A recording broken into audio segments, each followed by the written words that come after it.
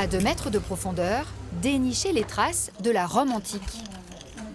Alors là, on est en train de mettre à jour un mur antique.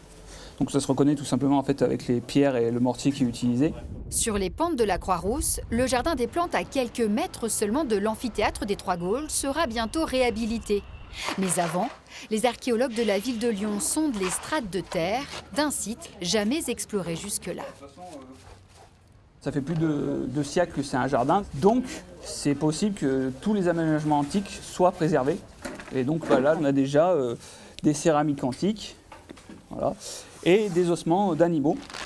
Une concentration d'os en très bon état de conservation qu'il faut mesurer, identifier et répertorier. Il y a là des reliques de sangliers, taureaux ou panthères. Les plus gros sont des ossements d'ours. Fémur, tibia, la patte postérieure et la patte antérieure, ainsi qu'un morceau de crâne. On l'associe évidemment au spectacle qu'il y avait dans l'amphithéâtre, qui sont des scènes de chasse. Donc ici par exemple un ours et un taureau qui s'affrontent. Les archéologues ont fait une autre découverte plus surprenante.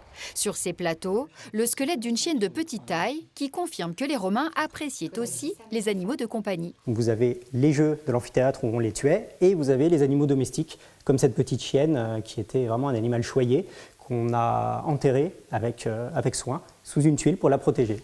Des découvertes archéologiques majeures, datant de l'an 12, moins préservées par les siècles passés que son homologue de Fourvière, moins connu aussi, l'amphithéâtre des Trois Gaules garde encore bien des secrets. Il y a quand même des milliers de personnes qui venaient faire des festivités, donc il fallait les loger, il fallait les nourrir, etc. Donc il y avait une vie à côté comme aujourd'hui par exemple pour les stades de foot, il y avait des logements, des hôtels, il y avait des sandwicheries, etc. Donc voilà, on peut avoir le même cas de figure. Les sondages ne font que commencer. Les archéologues ont prévu de fouiller jusqu'à 4 mètres de profondeur pour préciser encore un peu plus l'histoire de Lugdunum.